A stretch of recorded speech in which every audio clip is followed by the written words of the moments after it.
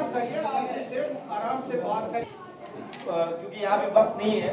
जो भी लोग जो है वो सवाल पूछना चाहते हैं, पीछे के एक रूम में 2-3 लोग हमारे साथी ज्यादा शायद सवाल हैं उनके पास, मैं उनको अपने आप चाय पर बुलाता हूँ, आए हमारे पास 1 घंटे 2 घंटे चाय पिलाएंगे उनको, और जितने सवाल पूछेंगे वो बिल्कुल वक्त होता तो मैं अभी यही देता। तो यही पास नहीं रहता हूँ, दूर नहीं हूँ, 26 स्टेट। आप नाम पता लेके जाइए। हाँ, नाम पता अपना आप दे दीजिए, मैं आपको कहीं मधु भी करूँ। तो दोस्तों, मैं जो ये बात कह रहा था, ये बात मैं इसलिए नहीं कह रहा था कि यहाँ पर जब मैंने शुरू की थी तो मैंने शुरू में ये बात कही थी कि हम पॉलिटिकल सिस्टम की बात कर रहे हैं। हम इस मुल्क के जो पॉलिटिकल सिस्टम है, देखिए इस पॉलिटिकल सिस्टम में आप अगर ये कहिए कि बीजेपी को आप सोचिए कि बीजेपी हिंदुस्तान की सियासत की सच्चाई है। मैं यहाँ पे मीठी मीठी बात नहीं कर रहा हूँ, सही बात कर रहा हूँ। बीजेपी एक हिंदुस्तान की सियासत की सच्चाई है। उस सच्चाई को आपके चाहने या चाहने को झुटला नहीं सकते आप। इस मुल्क में 2 पार्टियां हैं, एक कांग्रेस पार्टी, एक बीजेपी। अब जिसकी ताकत ज्यादा होगी उसके साथ लोग ज्यादा हो जाते हैं। आज जो कांग्रेस की सरकार के साथ आधे से ज्यादा पार्टियां हैं वो हमारे साथ थे। उस वक्त वो हमारे साथ खड़े हुए थे। आज जो है वो वही लोग कांग्रेस के साथ है, कहते हैं हम सेकुलर हैं। हमारे साथ आ गए तो कह रहे थे कि हम नेशनलिस्ट हैं। तो ये सच्चाई है और इस सच्चाई को यकीन करना पड़ेगा। और अगर इसमें उलझे रहे तो फिर कोई बात नहीं, ये तो 60 साल से चल ही रहा है। ये काम 60 साल से चल रहा है कि अब तुम्हें एजुकेशन मिले नहीं मिले, तरक्की मिले नहीं मिले, बराबरी मिले नहीं मिले, लेकिन जो है वो तुमको हम ही बचा सकते हैं, हम ही तुम्हें सेव कर सकते हैं। कोई पेड़ पर बैठी हुई चिड़िया है क्या हिंदुस्तान का? मुसलमान की किसी ने हिलाया उड़ के चला गया? वो ऐसा कोई नहीं हो सकता, ना हो सकता है ना।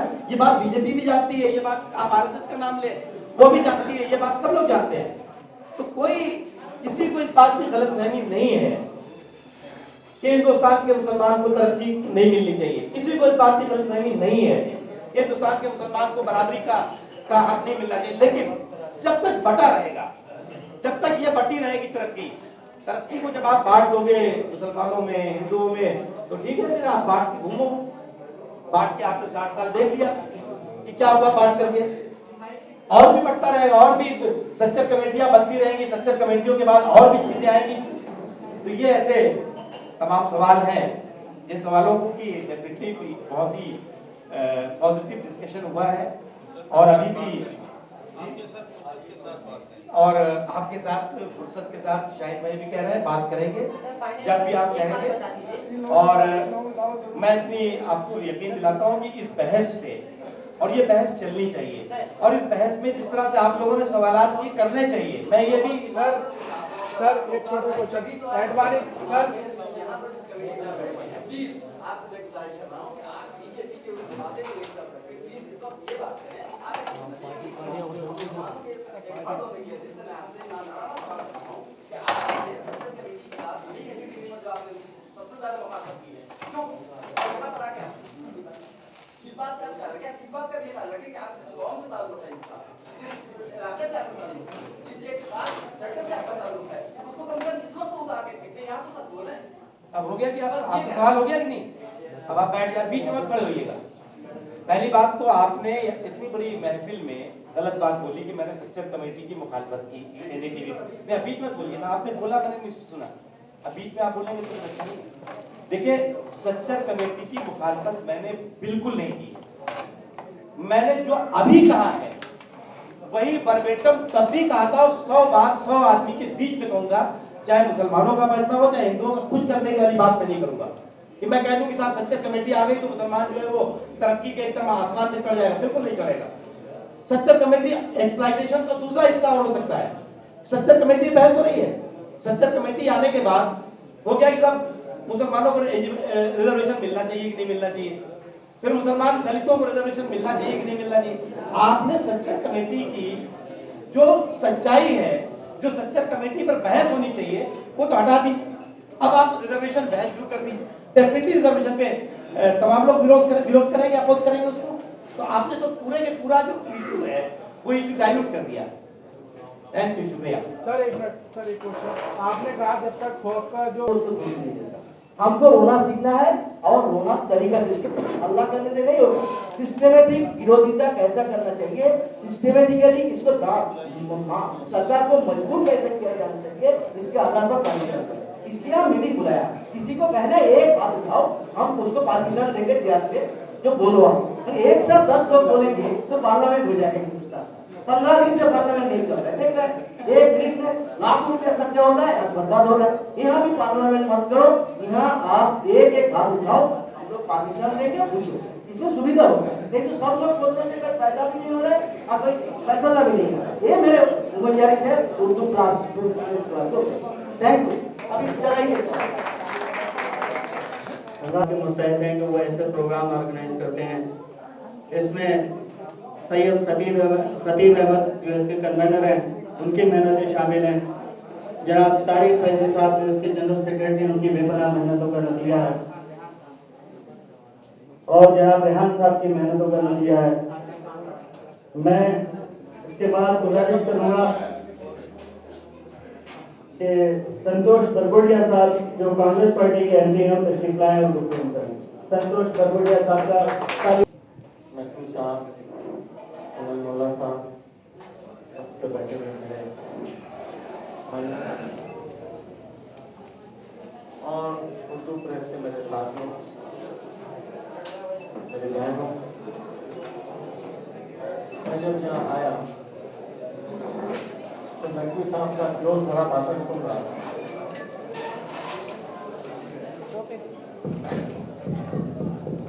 मैं बता दूं आपको कि मुझे आज एक SMS के द्वारा ये निमंत्रण मिला। मैंने तुरंत मंजूर किया कि मैं मेरे भाइयों के और बहनों के बीच में आऊँ।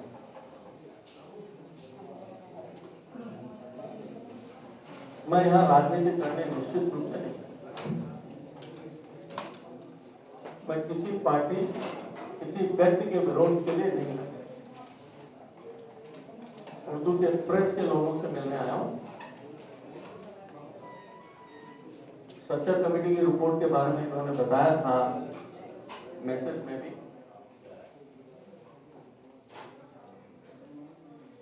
कौन विरोध कर रहा है, कौन नहीं कर रहा है, किसने ये रिपोर्ट बनवाई है, ये सब आप लोगों को मालूम। इतना कह सकता हूं, सच्चर रिपोर्ट पार्लियामेंट में आ गई है, आप सबको मालूम। यह भी कह सकता हूं कि हमारी सरकार इसको डिस्कशन करने में कोई आपत्ति नहीं मानती। जो ही सरकार का काम नहीं है, ये काम है चेयरमैन का और स्पीकर का। जिस समय भी स्पीकर और चेयरमैन साहब लोकसभा और राज्यसभा में बोलेंगे कि ये डिस्कस करो, उनका अधिकार उसी समय डिस्कशन हो सकता है। तो ये कहना कि हम डिस्कशन नहीं चाहते, अगर किसी को भ्रम है तो वो भ्रम नहीं रखना चाहिए। और राज्यसभा लोकसभा को छोड़िए, हिंदुस्तान का एक एक बच्चा, चाहे वो हिंदू हो, चाहे मुसलमान हो, चाहे सिख हो, चाहे ईसाई हो, वो सच्चे रिपोर्ट के बारे में बात कर सकता है। ये डिबेट तो चालू होगी, इस डिबेट को हम कोई रोक नहीं सकते हैं और रोकने की हम आवश्यकता भी नहीं समझते। आपको तो खुशी होनी चाहिए, हमारे मुसलमान भाइयों को सारे हिंदुस्तान में खुशी होनी चाहिए कि आज की सरकार की ये हिम्मत कि सच्चा रिपोर्ट बनवाई। क्यों बनवाई? लोग कह रहे हैं कि 60 वर्ष में क्या हुआ, कुछ नहीं किया, ये नहीं किया, इसलिए बनवाई। आज के इस माहौल में बहुत से लोगों को कहना यह रहा कि हमारे माइनॉरिटियों को, भाइयों को बहुत कुछ कांग्रेस देती रही, उन लोगों की आंख खोलने के लिए हमने ऐसा रिपोर्ट बनवाई। जो लोग देश में गलतफहमी फैला रहे हैं, अरे बंद कर दो भाई साहब उसको। जो लोग देश में ये गलतफहमी फैला रहे हैं। नहीं सर, आप बोलिए सर, आपका आवाज ठीक आ रहा है। अभी तो पार्लियामेंट चालू है तो ऐसे ही जोर जोर से बोलना पड़ता है इनके विरोधों में। कुछ लेके जिनका विरोध आप कर रहे हैं। कोई बात नहीं। व्यक्ति विरोध तो उनसे भी नहीं है ना, हमारे बहुत दोस्त हैं। सभी को आज हम एक घर पर हैं? पार्लियामेंट में साथ एक दूसरे लोगों से अपने घर पर सभी दोस्त होते हैं। हाँ, कोई बात नहीं, कोई बात नहीं। मेरा कहने का मतलब यह है, हिंदुस्तान के हर बच्चे की आंख खोलनी चाहिए कि हमारी माइनॉरिटी के भाइयों और बहनों के साथ क्या हुआ है, क्या हो रहा है। और जब ये आंख खुल जाती है तो उसका निर्णय हम आपसे और आगे उसका निर्णय हम ले सकते हैं। तो सच्चे रिपोर्ट मैं समझता हूं बहुत अच्छी रिपोर्ट है। इससे हमारे मुसलमान भाइयों को बहुत बड़ा लाभ मिल सकता है, मिलना चाहिए। सबसे बड़ा पहला लाभ आज ये अखबार में अभी अभी पढ़ के आया हूं, 125 स्कूलें खोली जा रही है पूरे हिंदुस्तान में, जिसमें 1/3 लड़कियों के लिए रिजर्व होगी, रेजिडेंशियल स्कूल होगी, 2000 करोड़ रुपए का बजट उसमें रहेगा। यह आज ही हुआ है, ये केवल एक उदाहरण के लिए बोल रहा हूं। मैं फिर बोलना चाहता हूं, मैं यहाँ राजनीति करने के लिए नहीं आया, न मैं कोई वोट मांगने के लिए आया, लेकिन प्रेस क्लब में आया हूं आप लोगों को इंफॉर्मेशन होते हुए भी वो इंफॉर्मेशन दोबारा दे रहा हूं। इसके अलावा प्राइम मिनिस्टर का नाम लेना, प्राइम मिनिस्टर ने क्या किया वो है नहीं। मैं समझता हूँ प्रेस वालों को बोलने की इन बातों की आवश्यकता नहीं है। मैं गुजरात के बारे में बोलना चाहता हूँ, केवल इतनी बात बता सकता हूँ, जब ये गुजरात की चर्चा हो चुकी है तो जब से ये कंकालों का ग्रेव से निकले ऐसे लोग जो भागे जा रहे हैं अपनी जान बचा के, उनको खेल के मारा गया पुलिस की आंखों के सामने। मैं अभी तो गुजरात की बात कर रहा हूं, उनको मारा गया और मारा ही नहीं गया, उनकी डेड बॉडीज को उनके परिवार के लोगों को दिया, उनकी बहनों को, उनके भाइयों को, उनके माताओं को, उनके पिताओं को नहीं दिया गया। आज वो आइडेंटिफाई हुए हैं और उसकी चर्चा करने के लिए मैं सोमवार से व्यतीत हूं। मेरा खुद का 0 आवर का नोटिस चेयरमैन साहब को दिया हुआ है। जो जिस दिन से ये बात खबर मिली है उस दिन से मैं उनके पीछे पड़ा हुआ हूं। 3 दिन से, पहले दिन आधे घंटा के लिए हाउस एडजर्न हुआ, दूसरे दिन भी एडजर्न हुआ और कल भी एडजर्न हुआ, केवल इसी मसले को लेकर। और फाइनली उन्होंने मुझे आश्वासन दिया है कि सोमवार के दिन वो डिस्कस होगा। हम नहीं चाहते चाहे वो किसी भी जात का हो, किसी भी धर्म का हो, हिंदुस्तान के हर बच्चे की, हर बहन की, हर भाई की, हर माँ बाप की जिंदगी उतनी आवश्यक है जितनी, मैं कहता हूं, प्राइम मिनिस्टर की जितनी जिंदगी। कोई फर्क नहीं है। प्राइम मिनिस्टर कल आप बन सकते हैं, कल आप बन सकते हैं, कल ये बन सकते हैं। अगर सरदार मनमोहन सिंह बन सकते हैं, वो भी माइनॉरिटी के, हमारे प्रेसिडेंट माइनॉरिटी के, ये कहना नहीं बन सकते, मैं नहीं मानने होते। ये हिंदुस्तान ही है सारी दुनिया में जहां ये चीज संभव है। कब होगा मुझे मालूम नहीं। पुरुष बन सकती है, महिला बन सकती है, कोई भी बन सकता है। तो उसकी जिंदगी में, उसकी जिंदगी किसी भी हमारे बच्चे की जिंदगी से ज्यादा कीमती मैं नहीं मानता। मैं बहुत स्पष्ट शब्दों में बोलना चाहता हूं, हर बच्चे की मां होती है, उस मां को पूछिए उस बच्चे से कितना प्रेम है, उस मां को पूछिए, उस बहन को पूछिए, उस भाई को पूछिए कि दुनिया में सबसे ज्यादा कीमती जिंदगी किसकी है, तो उस भाई की है, उस बेटे की है, उस बहन की है। ये बात सबके लिए लागू है। इसलिए मैं इन बातों में ज्यादा नहीं जाना चाहता। केवल आप अगर कुछ बोलना चाहते हैं, कुछ कहना चाहते हैं तो मैं सुनने को तैयार हूं। और जहां तक केवल अंतिम बात में बोलना चाहता हूं, क्योंकि राजनीतिक हूं और वो कुछ बोल गए, आप सुनने में आए तो बोलना पड़ेगा। ये कहा कि कांग्रेस और बीजेपी दो ही पार्टियां हिंदुस्तान में, मैं नहीं मानता। हिंदुस्तान में एक ही पार्टी है, वो कांग्रेस है। बाकी सब पार्टियां, माफ करिएगा, मतलब समुद्र एक है, बाकी सब नालियां। 84 में बीजेपी के 2 MP थे पूरे, केवल 2 MP थे। वो आज अपने को नेशनल पार्टी बनना चाहती है। एक घंटे में कोई काम आ गए, वो हमारी गलतियों के कारण आ गए। मैं इस बात को बड़े हिम्मत के साथ मंजूर करता हूँ। धन्यवाद। ये बात तो सच है कि कांग्रेस सेक्टर कमेटी रिपोर्ट लेकर आई, लेकिन इस मुसलमानों से प्रधान तक पहुंचाने के लिए कौन पार्टी जिम्मेदार है? कि अनुसार का किसकी जिम्मेदारी है? कि मुसलमान इस मोड़ तक पहुंचे कि सेक्टर कमेटी की रिपोर्ट तक लानी पड़ी। प्लीज इसी में एक बात जोड़ दूंगा कि सच्चर कमेटी पूरी नहीं आने दी आप लोगों ने, जेल वाला हिस्सा छुपा लिया। जो जुल्म कर रहे हैं आप बम्बई में और दूसरी जगहों पे, जिस पर अरेस्ट किया आपने मुस्लिम नौजवानों को, आज भी कर रहे हैं, वो बात आपने छुपा ली। टाटा का हिस्सा अफगानिस्तान से 300 जो मुसलमानों को यहाँ रखा गया है, जब जरूरत होती है उनको निकाल के बाहर मार दिया जाता है, कहा जाता है ये पाकिस्तानी है।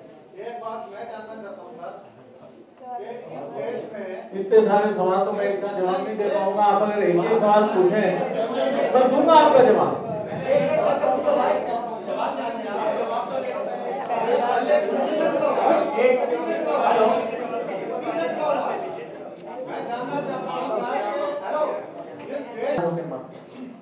दूसरा क्यों हो रहा है? लड़ाई करने थोड़ी है।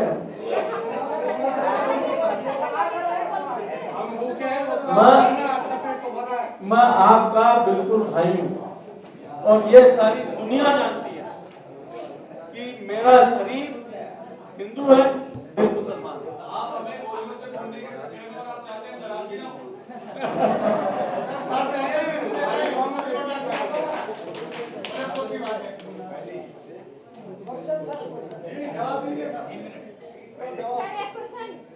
बोलिए भाई।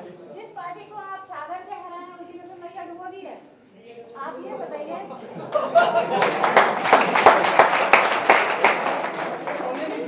सागर कह रहे हैं, उन्होंने फिर भी एक बीजेपी के अलावा और दूसरी पार्टी ने इतनी बेइज्जती नहीं की है, इतनी नाइंसाफी नहीं की है जिस तरह इस कांग्रेस पार्टी ने की है। तो सागर ने इतने सालों में कुछ नहीं किया, तो अब आगे क्या उम्मीद सवाल तो आ गया, 3-4 सवाल में सारे बातें आ गए, अभी जवाब दे दो। कमेटी की रिपोर्ट की आवश्यकता है, ये मैंने आपने ये सवाल किया और मैं भागने वाला नहीं, आपका सब बात का जवाब दूंगा। हो सकता है कि आप कोई जवाब आपको पसंद आए ना आए, लेकिन जवाब जरूर दूंगा। देखिए, आवश्यकता क्यों पड़ी, इन बातों में जाने से कोई लाभ मुझे नजर नहीं आता है। जब परिस्थितियां बनती हैं दुनिया में, बहुत तरह की रिपोर्ट बनती है, तो ये रिपोर्ट भी बन गई। और जो उन्होंने कहा हिंदुओं के लिए रिपोर्ट क्यों नहीं बनी? फॉरेन हिंदुओं के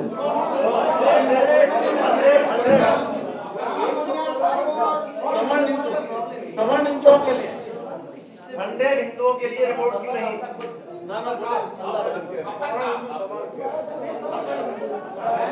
अपर कास्ट के लिए बोल रहे ना, हल्ला होना मेरे सुनने में थोड़ी कमजोरी है, क्या तो माइक लीजिए। मैं सवाल ठीक से समझूंगा तो जवाब दूंगा।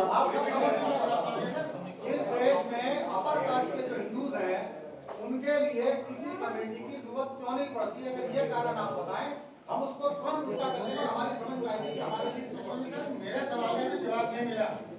इस सच्चा कमेटी लाने की एक साथ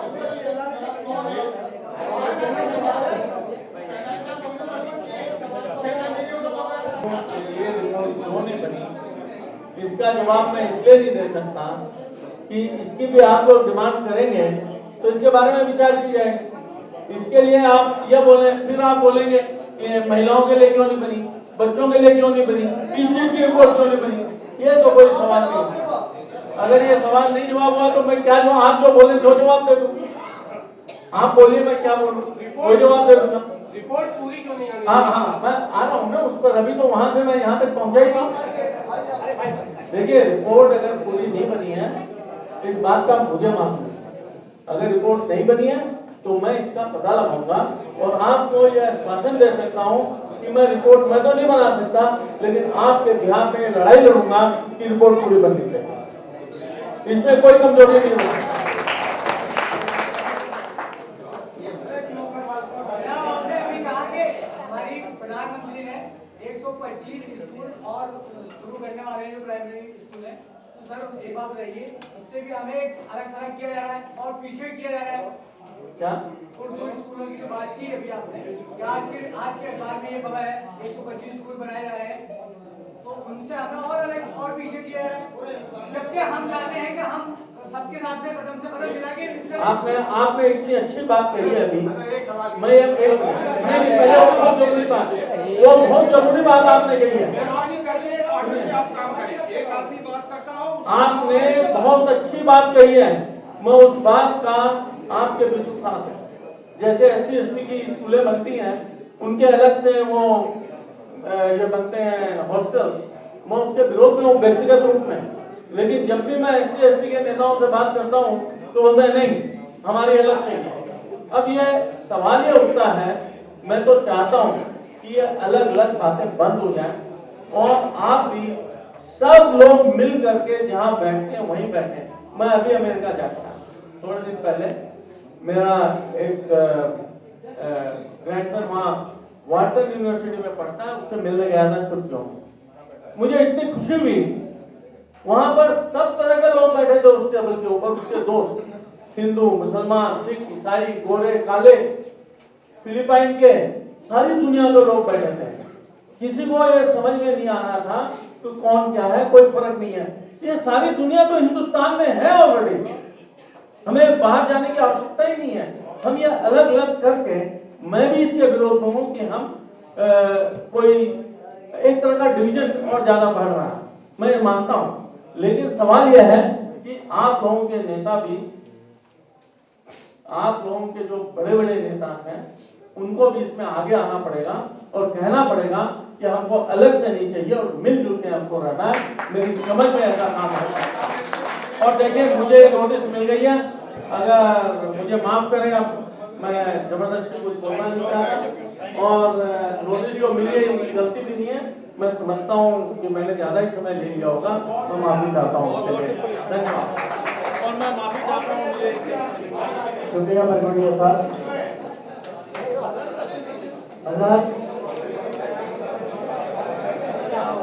जहाँ बाजू सिमटते हैं वहीं सयाद होता है और बना लेता है मौजे खुलने दिल से एक चमन अपना, वो पाबंदे कफस जो फितरतन आजाद होता है।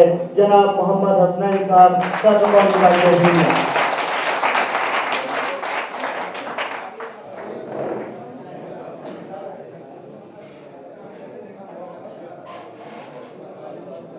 इसको कातिल कहें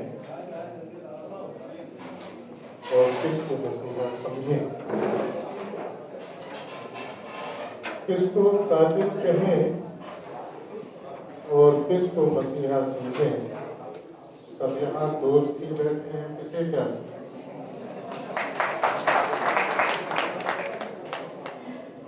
मुख्तार अब्बास नकवी साहब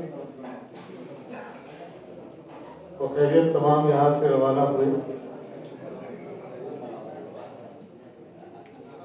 जो कांग्रेस के मुखर्रे थे उन्होंने भी इसी में अपनी भलाई समझी कि जितनी फजीहत होनी थी वो तो हो चुकी, चला जाए। मुसलमानों पर जो फियर साइकोसिस इन दोनों बड़ी पार्टियों ने, कौम दुश्मन पार्टियों मिलकर सवार किया है, उसकी बड़ी लंबी तफसील। नकवी साहब तो बड़ा फाजिलाना बयान देके चले गए कि साहब मुसलमान को डराओ मत। मैं अपना एक तजुर्बा आपके सामने रखता हूं और शायद मेरी उम्र के जो लोग यहां पर बैठे होंगे और जो 10-15 साल से सियासी सरगर्मियों को जरा करीब से देख रहे होंगे, मुझसे इत्तेफाक है। गालिबन सन 1990 या 91 की बात है कि रथ यात्रा अडवाणी ने निकाली थी और वो रथ यात्रा जब क्रांत प्लेस पहुंची, मैं अपनी मौजूदगी की बात कर रहा हूं, अखबार में देखी हुई बात नहीं कर रहा, मेरी मौजूदगी में जो कुछ हुआ है मैं उसकी बात कर रहा हूं। अडवाणी की मौजूदगी में, अडवाणी की अगुवाई में जो कुछ इन आंखों ने देखा है, मैं उसकी बात कर रहा हूं।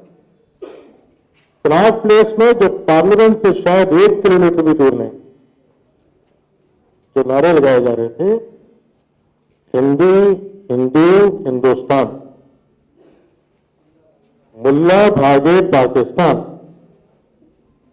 जो ना भागे पाकिस्तान उसको भेजो कब्रिस्तान। ये फियर साइकोसिस किसने क्रिएट की?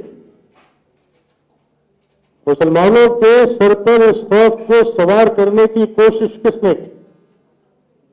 ये तो एक प्रमाण है, मिसाल है, सिर्फ एक मिसाल। मैं उस दिन को भूला नहीं हूं कि मेरे अपने घर के सामने एक ऐसी आबादी में मैं रहता था जिसमें 100% एजुकेशन, जहां कोई भी मुस्लिम या हिंदू नौजवान अगर उसकी उम्र 20 साल है तो ग्रेजुएट जरूर है, जहां संजीदा मिडिल क्लास के लोग रहते हैं, वहां मेरे घर के सामने मेरे फ्लैट की जानिब इशारा करते हुए यही नारे लगा रहे थे। हुकूमत किसकी थी? वो भी चले गए, कांग्रेस की हुकूमत। और ये तो होना ही था, ऐसा होना बिल्कुल स्वाभाविक है। ये दोनों पिछले 60 वर्षों से ये नेक काम किए चले जा रहे हैं, मुसलमानों को मरवाने का, कटवाने। एक गुजरात फसाद के बारे में सवाल का जवाब देने के लिए नकवी साहब तैयार नहीं। 20,000 फसादात के सवाल का जवाब कैसे देंगे? नीली में फसाद हुआ, जमशेदपुर में फसाद हुआ, भागलपुर में फसाद हुआ, बंबई भिवंडी में फसाद हुआ। ये फसादात की एक बड़ी लंबी तारीख है, कैसे ये जवाब दे देंगे? इनके दौरे हुकूमत में क्या नहीं हुआ? सब कुछ हुआ।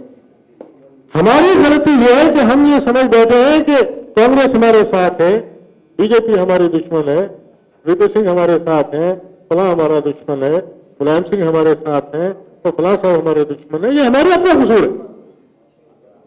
मैं बहुत माजरत के साथ ये बात कर, कोई लाग लपेट की जरूरत नहीं, बिल्कुल सीधी सीधी बात है।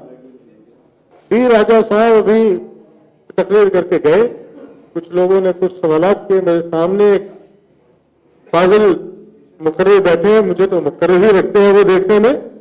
बहुत चुपता हुआ सवाल आपने किया कि भाई there is no Muslim fundamentalism, there is no Hindu fundamentalism in your state, only you this kind of mode of address. आप ही हैं, आप ही हैं, आप ही हैं, वहां तो कोई है ही नहीं। फिर उनकी रियासत में जहां कम्युनिस्ट राज कर रहे हैं, हन्नान मुल्ला साहब बैठे, जवाब देंगे? मैं देखता हूं क्या जवाब देते। अगर आपको बदहाल मुसलमानों का नमूना देखना है दिल्ली की सड़कों पर,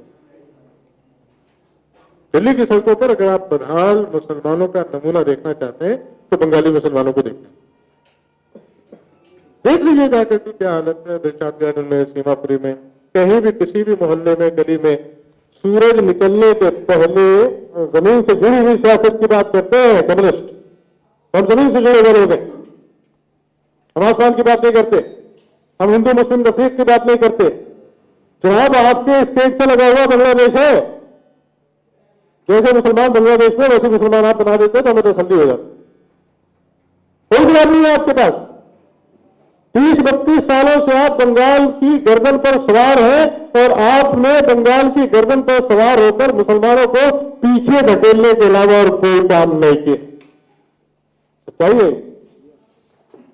पहले तो हम समझते थे अपने बचपन में कि साहब आरएसएस दुश्मन है और कांग्रेस दुश्मन है।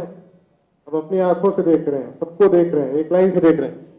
कांग्रेस की 60 साल दुश्मनी देखी, बीजेपी की 8 साल दुश्मनी देखी, आपकी 30 साल दुश्मनी देखी, लालू की 22 साल दुश्मनी भी देखी।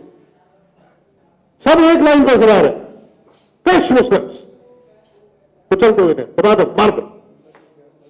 क्यों बोलने का कानून मुझे बताइए। मुझे अफजल को फांसी दी जा रही है, ये सिर्फ जज्बाती बात नहीं। अफजल को फांसी देने तो सब उतारे हैं। अभी हम बस में आ रहे थे तो हमने देखा कि कुछ लोग धरने पर बैठे, कहते हैं आमरण अनशन पर बैठे कि जब तक अफजल को फांसी नहीं होगी हम आमरण अनशन पर बैठेंगे। मैंने अपने एक साथी से कहा कि इनसे कहो कि जरा मेरे साथ बैठ के दिखाएं, तीसरे दिन अगर मैं भाग जाए तो फिर कहना। आमरण अनशन पर बैठे, अफजल को फांसी जरूर होनी चाहिए। इस मुल्क का एक जज अफजल की फांसी पर तबसरा करते हुए लिखता है, मैंने अखबार में खुद पढ़ा, आपने भी पढ़ा, कि अगरचे इस शख्स की बराह रास्त इन्वॉल्वमेंट का कोई सबूत नहीं है, अगरचे इस शख्स की बराह रास्त शमूलियत का कोई सबूत नहीं है, लेकिन फांसी से कम कोई सजा देशवासियों को मुतमईन नहीं कर सकती। ये जज साहब के बयान, ये जजमेंट का हिस्सा है। हिंदुस्तान में जो जजेस फैसला करेंगे, सुप्रीम कोर्ट की जजेस जो फैसला करेंगे या हाई कोर्ट की जो जजेस फैसला करेंगे, वो हकाइक पर नहीं करेंगे, वो एविडेंस में नहीं करेंगे, आई विटनेसेस अकाउंट पर नहीं करेंगे।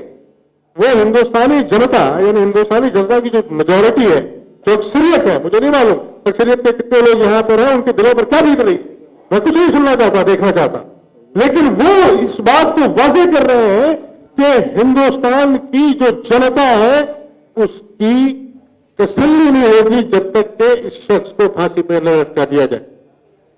आप मुझे बताइए, ये एक मिसाल है। दूसरी मिसाल सुनिए, संजय दत्त साहब बड़े मकबूल हीरो हैं, बड़ी साफ बात है, सब जानते हैं, और उनके पास से AK-56 राइफल बरामद हुई, बंदूक बरामद हुई। वो दहशतगर्द नहीं, दहशतगर्द नहीं है वो दहशतगर्द बिल्कुल नहीं। अगर एक कट्टा किसी मुसलमान के घर से बरामद होता है तो वो दहशतगर्द है, और AK-56 अगर किसी हिंदू के घर से बरामद होता है तो उस पर वो फायर आर्म्स एक्ट लगाया जाएगा। मेरा ख्याल है 2-4 वकील तो आप में मौजूद होंगे। ये जो तफरीक है, ये जो डिफरेंस है, ये जो तमाशा है, ये क्यों है, ये जनता जानना चाहती है। जो लोग बैठे हैं इनकी बेचैनी ये बताती है, ये जानना चाहते हैं तफरीक क्यों है, हम क्यों मारे जाते हैं, क्यों ऐसा हो रहा है। ये एक मिसाल नहीं है, सैकड़ों और हजारों मिसालें दी जा सकती है इस बात की। सच्चर कमेटी साहब, सच्चर कमेटी की जो रिपोर्ट आई है, आप अंदाजा लगाइए, 8 साल बाद इस मुल्क की हुकूमत को यह एहसास हुआ कि साहब देखा जाए क्या मुसलमान बैकवर्ड हैं। 60 साल के बाद ऐसा। उसके बाद सच्चर साहब ने भी 2-4 साल जरूर लगाए होंगे। आप तो रिटायर्ड जज हैं, उनके साथ एक टीम है, एक अमला है, बहुत कुछ करना होता है। उसके बाद वो एक रिपोर्ट लेकर आ गया, आज मुसलमान बैकवर्ड है मुसलमान। कितने बैकवर्ड है ये भी बता दिया, किसकी वजह से बैकवर्ड है बिल्कुल नहीं बताया, सोल्यूशन क्या है बिल्कुल बताने की जरूरत नहीं। इख्तियार कितना होता है किसी कमीशन को। मैं सर्विस में था तो उस जमाने में एक कहावत थी, if you don't want to take any decision just set up a commission. अगर आप कोई फैसला नहीं करना चाहते तो कमीशन बनाइए, ये तो कमेटी है।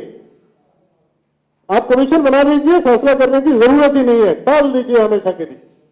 50 साल बाद तो एक रिपोर्ट आई है 60 साल के बाद के साथ क्या हो रहा है मुसलमानों के साथ। अब इस पर तहकीक होगी, इस पर रिसर्च होगी कि मुसलमानों की गरीबी को, पसमानदगी को, बदहाली को दूर करने के लिए क्या इकदाम करना चाहिए। अब इसमें मजीद 50 साल लगे। इन 100 वर्षों में अल्लाह ने चाहा तो मुसलमान जो नाले के किनारे बल्कि अंदर चले जाए। एक सवाल इधर से आया था, बड़ा प्यारा सवाल था, बहुत खूबसूरत सवाल, चुपता हुआ सवाल कि भाई इस मुल्क के जो स्वर्ण, दुश्मनी में नहीं कह रहा हूं, ये बात चुपता हुआ सवाल है, and you are suppose to answer, जो सिटिंग है you are suppose to answer.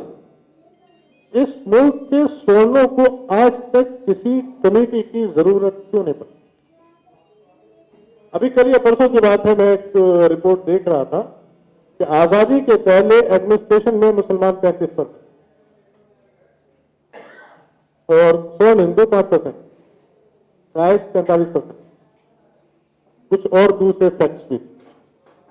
और आजादी के बाद जो ब्राह्मण है वो 70% हो गए, मुसलमान 2.5 और 3% हो गए।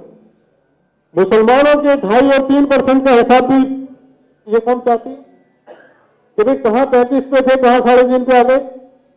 और ये भी जानना चाहती है कि ब्राह्मणों के अंदर ऐसा कौन सा टैलेंट है कि साहब वो 3.5 से 70 पे पहुंच गए या 5 से 70 पे पहुंच गए। कौन सी ऐसी खूबी क्या है उनके अंदर?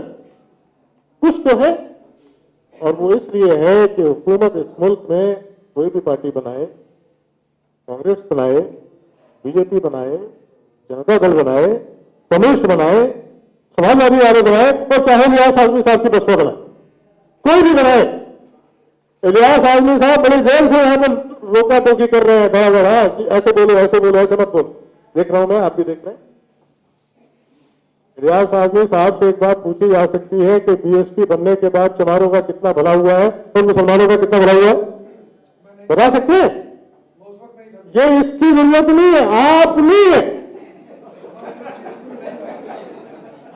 तो बहुत चुपता हुआ सवाल है, आप बीएसपी में और हमारे बुजुर्ग हैं, मैं उनकी तौहीन नहीं बर्दाश्त कर सकता। हमारे बुजुर्ग हैं, बड़े हैं हमारे, बहुत कुछ। इलियास साहब ने अपनी जिंदगी में किताब में लिखी थी, आप बोल गए शायद, मुझे याद। और आपकी किताब को पढ़कर बहुत कुछ इस मुल्क के मुस्लिम नौजवानों ने सीखा जो आज बुजुर्ग हो गए। खुद हम खुद बुजुर्ग हो गए पढ़ते पढ़ते। मगर मैं अगर ये पूछूं कि इलियास आजमी साहब आप जो झंडा उठाए हुए नीले वाला, और आपको उम्मीद है कि अगर ये पार्टी सेंटर में आई तो जरूर मैं मिनिस्टर बनाया जाऊंगा, इसी उम्मीद के साथ जो आप झंडा उठाए हुए हैं, तो ये बताइए कि बीएसपी बनने के बाद मुसलमानों को क्या हासिल हुआ और चमारों को क्या हासिल हुआ। और अगर आपको ये ऐसा लगता है कि यस चमारों ने बीएसपी बनाकर बहुत कुछ हासिल किया, तो क्या आप अपनी मनसबी जिम्मेदारी नहीं समझते कि इस स्टेज पर खड़े होकर आप कहें कि जो कुछ चमारों ने अपने लिए सोचा था वही आप अपने लिए सोच लीजिए, कहिए। जब इस मुल्क में इंसाफ ऐसे मिलने वाला ही नहीं है, क्योंकि ये बात बिल्कुल हकायक से वाज़ेह है, इसमें किसी चालाकी की जरूरत नहीं है। ये बिल्कुल हकायक से हकायक है, इसके पीछे ठोस दलील है कि आप अगर अपनी पार्टी नहीं बनाते तो आपकी कोई सुनता नहीं है। आप जरा जाइए और पूछिए मुलायम सिंह यादव से कि 16, 17 या 20 बरस पहले जब उन्होंने, मुलायम सिंह जी ने पार्टी बनाई थी और उन्होंने ये सोचा कि हाँ भाई, उन्होंने कहा, सोचा क्या, वो तो बिल्कुल अलग था। उन्होंने कहा कि तुम भी आओ, तुम्हारा भी भला होगा, मुसलमानों का भी भला होगा, कुर्मियों का भी भला होगा, कोरियों का भी भला होगा, चमारों का भी भला होगा और जामलों का भी भला होगा। सबके भले के लिए उन्होंने एक पार्टी बना ली और उसके बाद आज तक वो ओरेटरी के सहारे हुकूमत कर रहे हैं, खिताबत के साथ। उनका मैंने एक बयान सुना, तकरीर, वो फिरोजाबाद में कर रहे हैं, कितना प्यारा अंदाज है। अपनी तकरीर में कहते हैं, अरे ये मुसलमान है? ये मुसलमान है, अगर ये फिरोजाबाद में चूड़ी बनाना बंद कर दे तो हमारी स्त्रियां विधवा हो जाए। वाह, इसको कहते हैं इमोशनल एक्सप्लॉयटेशन की मिसाल। अगर ये चूड़ियां बनाना बंद कर दे तो हमारी सारी स्त्रियां विधवा हो जाए। उन्हें पता ही नहीं कि स्त्रियों ने पता नहीं कब साड़ी पहनना बंद कर दिया, औरत तो पैंट शर्ट पहन के वो घूम रही, उन्हें पता ही नहीं। तो चूड़ी की कोई जरूरत ही नहीं है। क्या हमारी बिटिया क्या उनकी बिटिया, इससे कोई सरोकार नहीं। लेकिन आप सोच देखिए, उन्हें मालूम है कि मुसलमान इतना उल्लू का पट्टा है, वो ऐसा समझते हैं। आप समझ इस बात को, वो ये मान के चल रहे हैं कि मुसलमान इतना उल्लू का पट्टा है। और मुझे भी कभी कभी लगता है कि है, तो बिल्कुल लगता है कि उन्हें जज्बाती बातों में आप उलझा सकते हैं और उलझा के रखते हैं। यादवों को इस मुल्क में एक सियासी पार्टी की जरूरत है, क्योंकि अगर उनसे हिसाब मांग लिया जाए कि मुलायम सिंह जी पिछले 20-22 वर्षों में जब से आप उत्तर प्रदेश में सवार हो गए कि नाक की तरह, आपने क्या किया है यादवों के लिए, क्या किया मुसलमानों के लिए? कोई जवाब नहीं उनके पास, किसी के पास कोई जवाब नहीं। अगर उनसे ये हिसाब मांग लिया जाए कि उत्तर प्रदेश के किस जिले में आपने कितने यादवों को बंदूक का लाइसेंस दिया है और कितने मुसलमानों को बंदूक का लाइसेंस दिया है, तो जिंदगी में इसका जवाब नहीं दे सकते, जिंदगी में जवाब नहीं दे सकते। और यहां पर जितने महानुभाव बैठे हैं आपके सामने, सभी मेरे बुजुर्ग हैं, मुझसे ज्यादा सियासत जानते हैं, मैं तो कुछ जानता ही नहीं उनके साथ। मैं इनसे पूछता हूं, बिल्कुल ईमानदारी के साथ बताएं कि पिछले 60 वर्षों में मुसलमान जितना पिटा है, जो कुछ अखबारों में आया है उसकी बात नहीं कर रहा, एक्चुअली कितना हुआ उसकी बात नहीं कर रहा, जो कुछ अखबारों में हुआ है, क्या उसको देखने के बाद आप ये मानते नहीं है कि ये सरजमीन जैसे हिंदुस्तान कहते हैं मुसलमानों के लिए बिल्कुल अनसेफ है? मुझे आप नहीं मानते। और जब आप इसके सोल्यूशन की बात करते हैं तो एक सोल्यूशन हमसे भी लेते जाइए, हो सके तो इस पर अमल कीजिए, हो सके तो पार्लियामेंट में बहस कराइए। अरे आपके यहां किसी को भी खतरा पहुंचे, एक काले हिरन की भी इज्जत है, एक कुत्ते की भी इज्जत है, भागी भागी चली आएंगी मेनका गांधी जी के साथ। कुत्ता नहीं मरना चाहिए, आदमी मरता मर जाए, कुत्ता नहीं मरना चाहिए, तो भागी भागी चली आएंगी। जब आपके यहां इतनी परवाह है कुत्ते की, बिल्ली की, सुअर की, गधे की, एक मुसलमान की कोई परवाह नहीं है। अगर आप ये समझते हैं कि आप उसको सिक्योरिटी प्रोवाइड नहीं कर सकते, आपके पास इतना बड़ा इंफ्रास्ट्रक्चर नहीं है कि आप एक मुसलमान को सिक्योरिटी प्रोवाइड कर सकें, तो मेरे ख्याल में आपको कहना चाहिए कि भैया आप अपनी हिफाजत खुद कर लो, कहना चाहिए। और ये बात मैं यूं ही नहीं कह रहा हूं। अब्दुल रशीद शाहीन साहब का ताल्लुक कश्मीर से, मैंने कश्मीर के ताल्लुक से एक रिपोर्ट देखी कि वहां पर विलेज डिफेंस कमेटीज बनाई गई, टेररिस्टों से हिफाजत करने के लिए, दहशतगर्दों से अपनी हिफाजत करने के लिए विलेज डिफेंस कमेटीज बनाई गई हैं वहां पे कश्मीर के देहातों में, और उनको बाकायदा फौजी ट्रेनिंग दी जा रही है। बीएसएफ वाले ये काम कर रहे हैं। तो मैं पूछना चाहता हूं कि इलियास आजमी साहब, आप या कांग्रेस वाले, आप सज्जन, आप हमें ये बताने की कोशिश करें कि अगर किस्मत से नसीब ने अगर आपका जोर मारा और आपको गुजरात की हुकूमत आपके हाथों में आ गई, तो क्या वो तजर्बा जो आप कश्मीर में कर रहे हैं उसे गुजरात के मुसलमानों के लिए दोहराएंगे?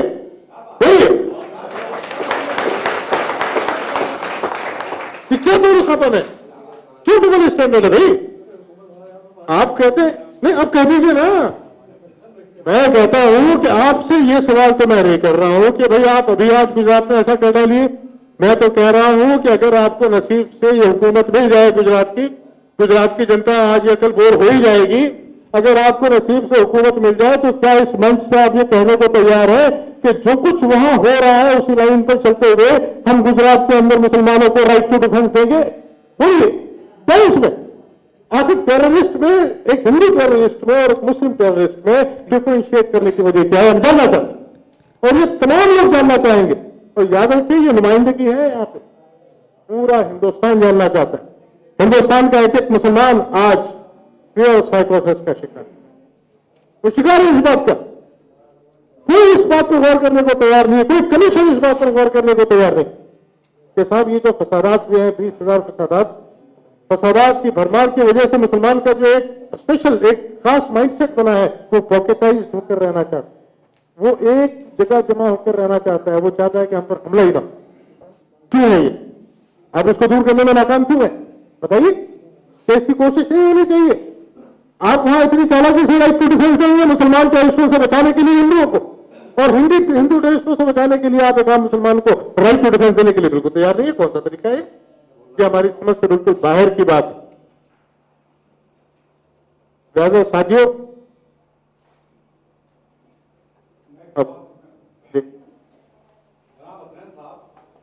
मैं ये जानना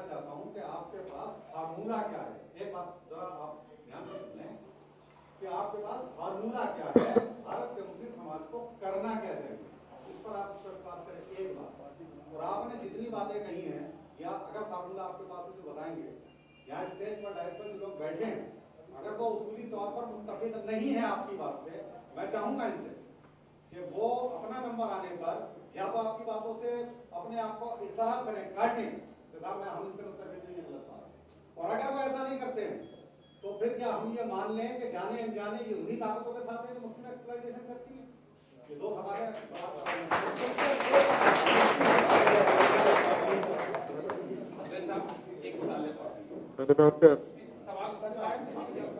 मैं भूल जाऊंगा। जो लोग यहाँ बोल के गए थे वो किसी न किसी पार्टी से मुताल्लिक थे और आपने कैसब के ऊपर उंगली उठाई, लेकिन ये समझिए कि उंगली जब आप उठा रहे तो 3 उंगली आपकी तरफ भी उठ रही है, खास हमारी तरफ उठ रही है।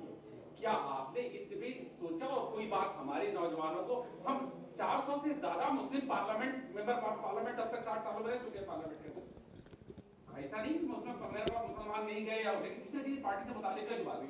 ये 3 उंगलियां जो हमारे को अपार्ट ऑफ द पार्टी, ये दोनों पार्टियों, तीनों पार्टियों, चारों पार्टियों को बुरा कह के बाद जो कर रहे हैं, क्या हम इसके ऊपर भी कोई बात कर रहे हैं? कम से कम आप लोग तो इसमें बात करें जरूर, क्योंकि अब ऐसा नहीं है कि हम ऐसी उनकी बुराइयां करके और फिर 70 कमेटी रिपोर्ट आने के बाद ये बात सच तो आई है ना।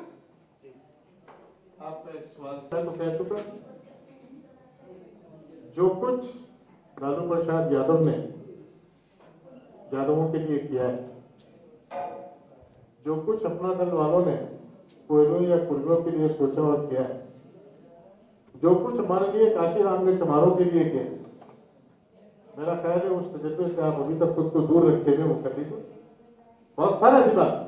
आप किसी रिक्शा थामे वाले से उम्मीद कर रहे हैं कि वो पार्टी बनाए, या आप इस काम को कर रहे हैं? मैं आपको जानता नहीं, माफ कीजिए, अगर आप इस काम को कर रहे हैं वो बताइए कि आप मुसलमानों को बता रहे हो। मैं ये पैगाम आपको कौमी पार्टी ऑफ इंडिया के सदर की हैसियत से दे रहा हूँ। दूसरा सवाल, जहां तक मेरी समझ का ताल्लुक है, वो इन हजरात से मुताल्लिक है, वो आए और मुसलमानों को खासतौर से आपको कोई मुतबादिल रास्ता बताएं। और तीसरी बात जो आपने सवाल किया है कि हम सिर्फ उंगलियां ही उठाते रहेंगे, 3 हमारी तरफ उठ रही हैं, तो मेरे मोहतरम भाई, हम यहाँ कोई पकोड़े बनाने के लिए तो जमा नहीं हुए। इज़हार ख्याल की दावत हमको दी गई है, अगर हमने किसी पर गलत उंगली उठाई है तो आप मेरा गिरफ्तार पकड़ सकते। मुसलमानों को क्या करना चाहिए? जो कुछ मेरी नाकिस राय है मुसलमानों के लिए सही हो सकता है, उसका एक खाका मैंने पेश किया है। इस लिमिटेड पीरियड के अंदर, इस लिमिटेड टाइम स्पैन के अंदर जो कुछ हमसे हो सकता था हमने किया है। अगर आपको इख्तिलाफ है तो आप उसका इजहार कर सकते हैं, आपको कोई रोक नहीं है। लेकिन जहां तक ये बात है कि भाई हम सिर्फ उंगली उठाते रहेंगे, तो हुजूर वाला मैं आपको बता दूं कि जो कुछ हमारे नकवी साहब और शाहनवाज साहब टेलीविजन पे फरमाते रहे, अगर उसका 10वां हिस्सा भी इस स्टेज पर कह दें या उसका 100वां हिस्सा जाके जामा मस्जिद को मुसलमानों के बीच में कह दें, तो खुदा की कसम इनको ऐसे दौड़ाया जाएगा कि ये बिहार से पहले नहीं रुकेंगे। अब तो सही बता रहा हूं मैं, ये दौरंगी इन पे सवार है और अभी से सवार नहीं है। ये सिर्फ शाहनवाज की बात नहीं है, नकवी की बात नहीं है, सलमान खुर्शीद की भी बात है। ये वो लोग हैं कि जब शादी करनी होती है तो हिंदू बन जाते हैं, सियासत करनी होती है तो मुसलमान बन जाते हैं। इनके अंदर बिल्कुल हिम्मत ही नहीं है, हिम्मत नहीं है कि वो जो कुछ है, जो उनका असली चेहरा है, उसको आवाम के सामने पेश करें और फिर उनसे कहें कि अगर आप हमें अच्छा समझते हैं तो वोट दें। ये चैलेंज की बात है। मैं बिल्कुल पूरे यकीन, पूरे एतमाद, गैर मुतज़लज़ल एतमाद और यकीन के साथ कहता हूं, चैलेंज की बात है कि अगर ये देखना चाहते हैं कि इनकी पार्टी कितनी सेकुलर, जिन पार्टियों से भी इनका ताल्लुक है, अगर ये देखना चाहते हैं कि इनकी पार्टी कितनी सेकुलर है, तो अपने लिए ये मुसलमान नुमाइंदे किसी हिंदू मेजोरिटी वाले इलाके में सिर्फ एक काउंसिलर का टिकट मांग के देख रहे हो मिलता है कि नहीं मिलता। और अगर ये देखना चाहते हैं कि खुद उनकी अपनी औकात कितनी है, तो सीट निकाल के दिखा दें। तो पार्लियामेंट की सीट की बात नहीं कर रहा हूं, काउंसिलर की सीट की बात कर रहा हूं। इसलिए इनकी बात छोड़िए, वो जो है वो आपके सामने है, बहुत अच्छी तरह जानते हैं आप। जहां पर बैठे थे हज कमेटी और हज सब्सिडी के मुताबिक सफाइयां दे रहे थे। पिछले 60 वर्षों में हज सब्सिडी को सबसे ज्यादा तनकीद का निशाना अगर किसी ने बनाया है तो बीजेपी नहीं बनाया। जिसके वो भूगोले बैठे हैं, और इसके बावजूद 50 साल और बीजेपी में रहकर देख लें, अरे जब कांग्रेस ने ही आज तक पिछले 60 वर्षों में किसी मुसलमान को अपना प्रेसिडेंट बनने दिया, तो ये क्या देखें। Thank you. मोहम्मद हसनैन साहब अभी आपसे मुखातिब थे और आपके सवालों का जवाब भी दे रहे थे। हज़रात, इस बात को ध्यान में बार बार इसलिए दिलाना चाहता हूँ कि ऐसे मौके कहाँ मैसर होते हैं कि मुख्तलिफ पार्टी के लोग, अलग अलग सोच के लोग एक बैनर के नीचे इकट्ठे हों और आवाम को उनके सवालों के जवाब के साथ अपने ख्याल से रोशनास कराएं। मैं मुबारकबाद देता हूँ उर्दू प्रेस क्लब को, जनाब तारिक फैजी साहब को जिनकी मेहनतों का ये नतीजा है, जनाब यार शाहीन साहब को जिनकी बेपनाह पुरदबार सरपरस्ती हासिल है, और इसके कन्वेनर रेहान खान साहब और आसिफ खान साहब को। इसके बाद हमारे पास हरिकेश बहादुर साहब तशरीफ ला चुके हैं, जो कांग्रेस के सीनियर लीडर हैं, फॉर्मर एमपी हैं। मैं अब कलाम के लिए मदऊ कर रहा हूँ जनाब हन्नान मुल्ला साहब को कि वो तशरीफ लाएं और अपने ख्यालात से रोशनास कराएं। जनाब हन्नान मुल्ला साहब CPM पार्टी से MP हैं। हन्नान मुल्ला साहब, इनका तालियों से इस्तकबाल करें। हन्नान साहब हमारे उर्दू प्रेस क्लब के फाउंडर मेंबर्स में भी हैं। मैं तो बांग्ला भाषी हूँ, मगर उर्दू क्लब बनाने में शुरू से है, और मेरे जवान में कोई गलती हो तो थोड़ा माफ़ कर देना। मैं पहले तो ये उर्दू क्लब के होते हुए भी मेरे पास भी जाते हैं थोड़ा प्रशंसा कि एक ऐसा एक अरेंजमेंट किया है डिस्कशन करने के लिए, क्योंकि ये डिस्कशन ऐसा ही मंच से होना चाहिए। इससे मंच से होने से इसका फायदा ज़्यादा है कि जैसा आप बहुत सुने हैं, मैं तो शुरू से है या सबको सुना। मैं पहले मेरे पार्टी के बारे में, बंगाल के बारे में कुछ सवाल उठाया है, वो तो मैं बाद में आऊँगा। मैं पहले जो बात कहना चाहता हूँ, भारत में या मुसलमान की हालत एक भाषण देके बचाने का जरूरत है, सबको मालूम है। और इसके पहले बहुत सारे कमेटी हुआ है, तो हंटा कमीशन से ब्रिटिश जमाने में शुरू हुआ था और गोपाल सिंह कमेटी तक पिछले बार, मगर पिछले 60 साल में कोई कमेटी को रिपोर्ट लेके इतना बहस नहीं हुआ। ये सबसे बड़ा पॉजिटिव चीज है। मैं चाहूंगा इसको निगेटिव रूप में मत देखो, सब कुछ निगेटिव से कोई फायदा नहीं होता, पॉजिटिव रूप से देखना है। ये कोई भी बनाए, कैसा भी बने, मगर पहली बार ये रिपोर्ट लेके हर जगह में चर्चा हो रहा है। मैं पहले जो बोल रहा था कि माँ सबसे प्यार करते हैं बच्चा को, जब तक नहीं रोते तो माँ दूध नहीं देता। तो हमको रोना भी सीखना है, और कैसे रोना है वो भी हमको तय करना है। हमको कोई कम्युनल बोल के हमारे ऊपर ना अंगुली ना उठा सके, दहशतगर्द कह के कोई अंगुली ना उठा सके। भारतीय नागरिक के रूप से हमारा हक है, और एक हक फिर नहीं मिल रहा है। इसी तरह से रोना, आवाज उठाना हमको मुसलमान में ले जाना पड़ेगा, ये बहुत जरूरी है। अब नई पीढ़ी में देखता हूँ बहुत सूझबूझ से काम कर रहे हैं।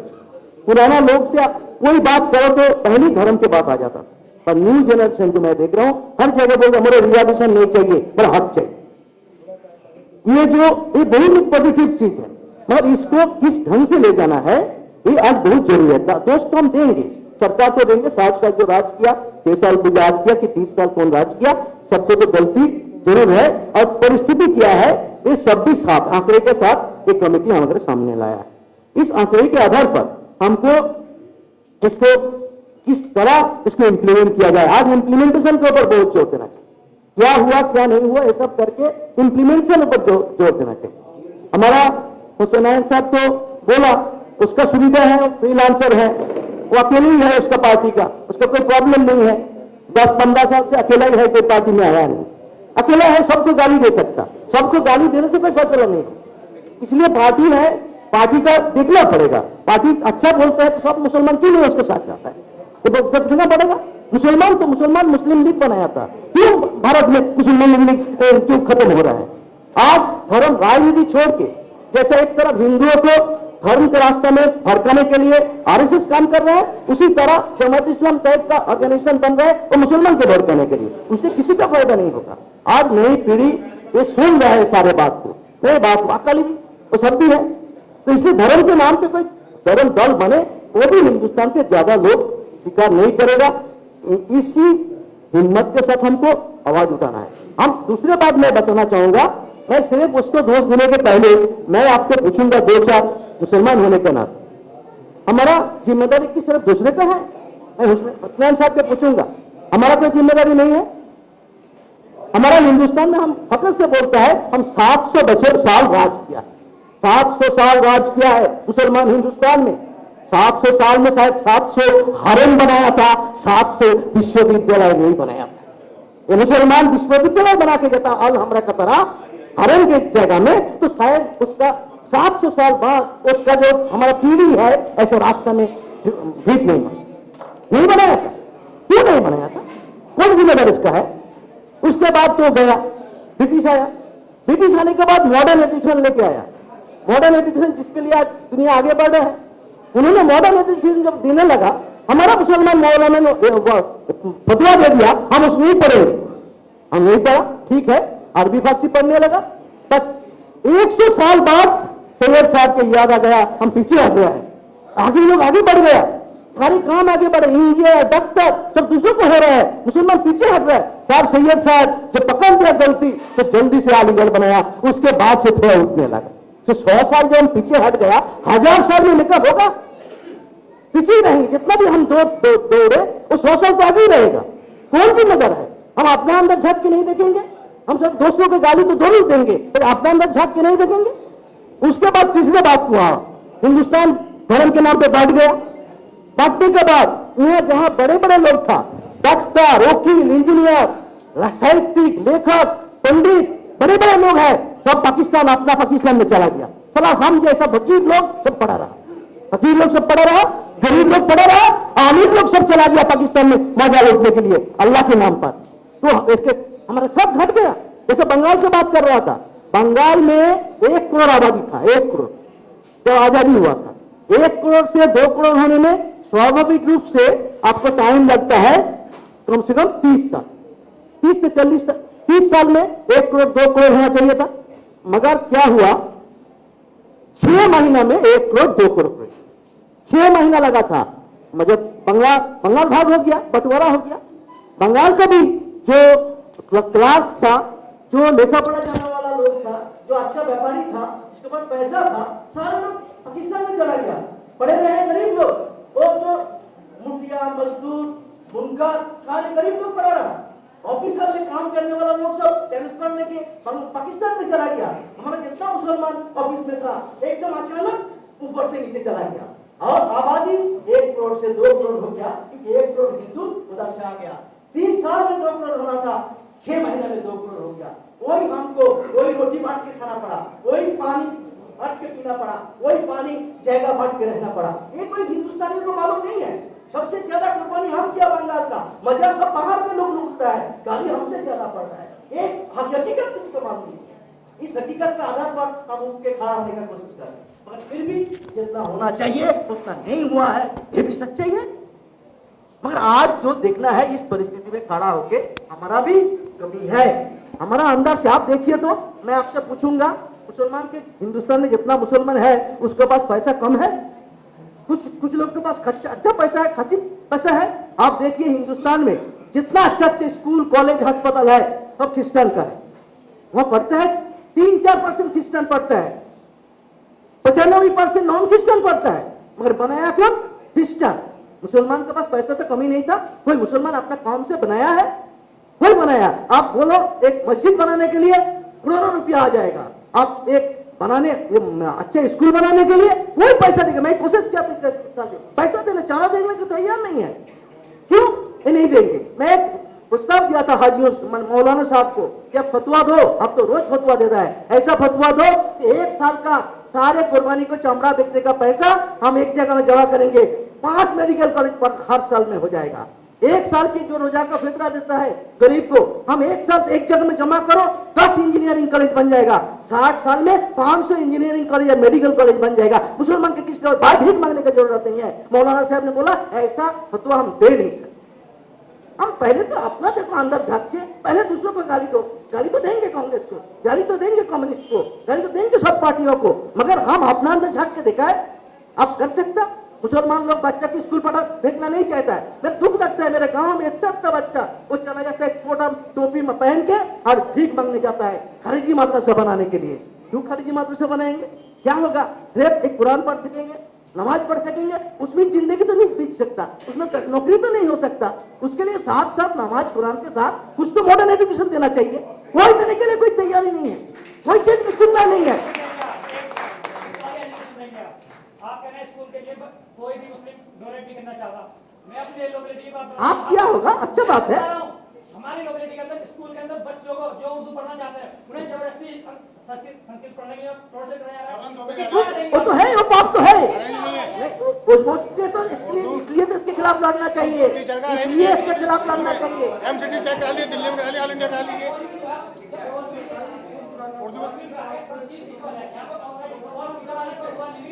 उससे पहले मैं बताया गवर्नमेंट के बाद तो मैं आऊंगा, पहले तो गवर्नमेंट के बाद में तो आऊंगा। पहले तो मैं अपना बात कहता हूँ कि आप क्यों नहीं कर रहे। हम लोग दूसरे लोग जो किया है हम नहीं किया, ये बात सच्चाई मान के फिर लड़ना पड़ेगा। सुनो, सच्चाई नहीं जानने से कोई लड़ाई सही नहीं होता।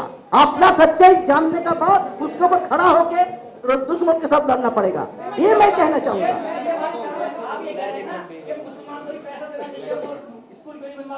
स्कूल बनवाता होगा क्या? स्कूल बन जाएगा, बाद में आप लोगों का होल्ड होगा उसके अंदर, फिर मुस्लिम बच्चों को कोई एडमिशन कराया जाएगा, पेरेंट्स को तुम्हारी एडमिशन क्या है? होल्ड होगा, ऐसा नहीं है, ऐसा नहीं है, ऐसा नहीं है। मैं तो बोला